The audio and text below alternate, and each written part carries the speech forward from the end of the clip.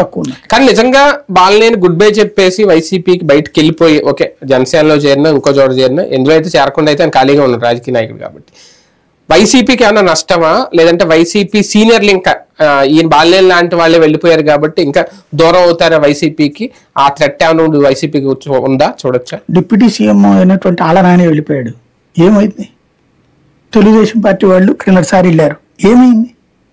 ఇప్పుడు చంద్రబాబు ఫేస్ చూసి ఓటింగ్, స్థానిక నాయకత్వం కొంత ఆటోమేటిక్ గా గ్రూప్ వచ్చినప్పుడు స్థానిక ఎవరెవరు గెలిచేశారు? ఇప్పుడు 164 మందిలో బీజేపీకి గెలిచిన వాళ్ళు, జనసేన గెలిచిన వాళ్ళు, ఎంతమందికి లోకల్ ఇమేజ్ ఉంది? ఆంధ్రప్రదేశ్ రాజకీయం వేవ్ పాలిటిక్స్ అంతే. జగన్ ఫేస్ చూసి ఒకసారి, బాబు ఫేస్ చూసి ఒకసారి, అంతే, కూటమి ఫేస్ చూసి ఒకసారి, నాయకులతో లీడర్లతో ఎమ్మెల్యేలతో లోకల్ గా ఉన్నటువంటి వాళ్ళు దాన్ని పోల్ మేనేజ్మెంట్ చేసుకుంటే సరిపోతుంది. ఇప్పుడు ఈయన కాదనుకోండి, ఇంకొకటి పోల్ మేనేజ్మెంట్ తెలిసిన